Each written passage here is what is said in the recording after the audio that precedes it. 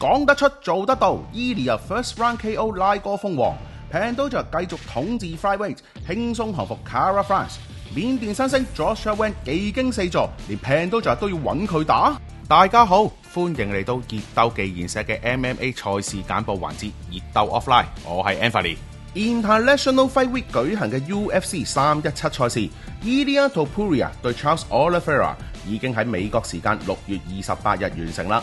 當晚 Main Card 賽事打成點，我哋當然會講，但係賽前先回顧下現時 UFC 個輕量級有幾混亂先。上回提要，由於原 Featherweight 嘅冠軍鬥牛勇士 Ilia Topuria 喺自己個量級贏到開巷啊！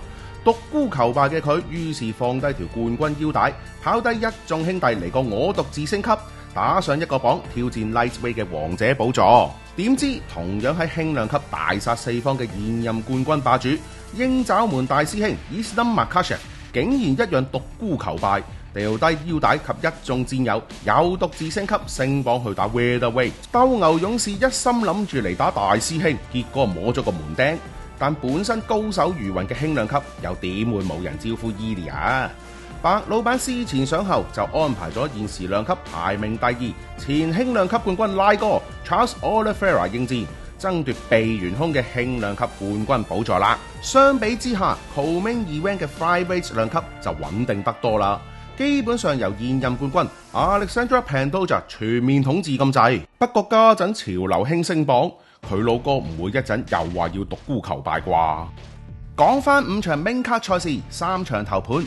第一場 Bantamweight 嘅比賽 ，Payton Turbo 以 Unanimous Decision 贏咗似打 BJJ 多過打 MMA 嘅 Felipe Lima。第二場 Lightweight 嘅賽事，兩位沙場老將 Beneil Dariush 以較強嘅輸出，最終以 Unanimous Decision 贏咗上場牙爾希 Short Notice 打冠軍戰嘅 Renato Moicano。第三場 Flyweight 嘅比賽，緬甸新星23歲嘅 Joshua Wang 同對手 Brandon Royval 上演咗3回合高水平嘅 Kickboxing 賽事。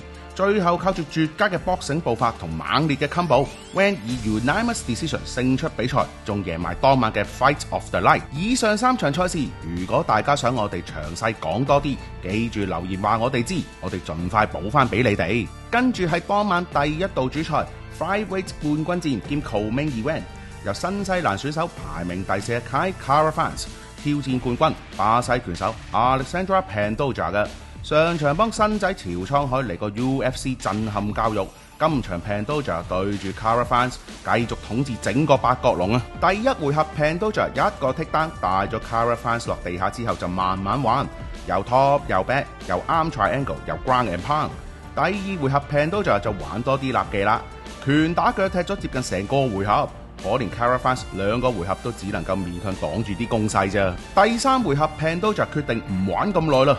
初段送咗 Kara France 落地下之後，就剔咗佢 back， 做埋個 body triangle， 跟住就快快手狂攻佢 rear leg choke。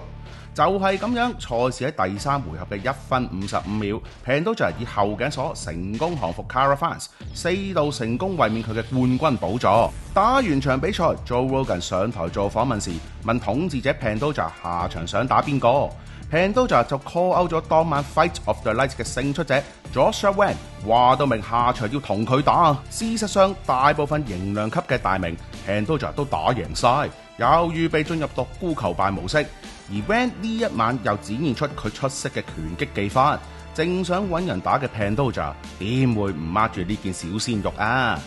Wang 上台之後，兩個人都好有禮貌，互相恭喜對方。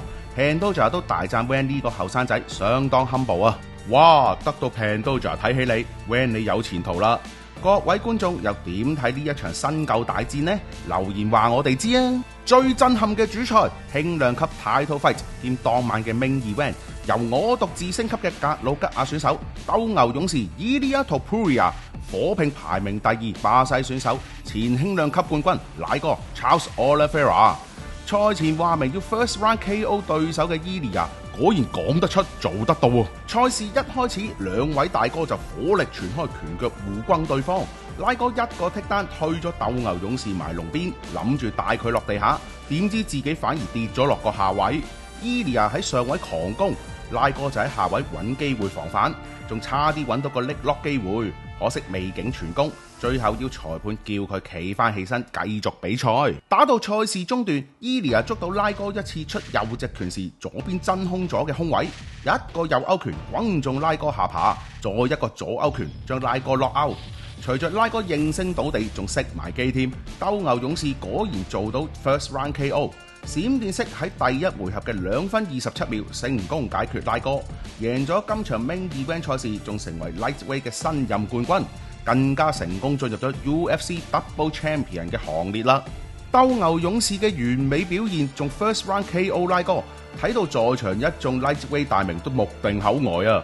打完呢場冠軍賽事，拉哥都好大方咁恭喜勝出嘅伊利亞。Joe Rogan 上台訪問嗰陣，鬥牛勇士就話自己係代表新世代嘅綜合格鬥家，想挑戰我嘅就嚟啦。不過有啲友仔唔知夠唔夠膽接受挑戰啫。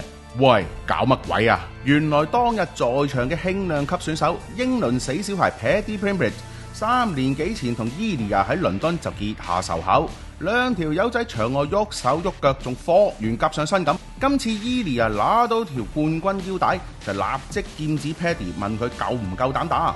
不過伊利亞同 Paddy 除咗喺擂台上好打得，場外嘴炮都一樣出晒名㗎啦。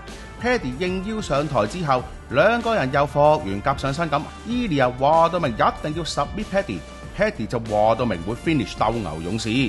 睇嚟輕量級爭霸戰嘅腥風血雨都只係剛剛開始咋。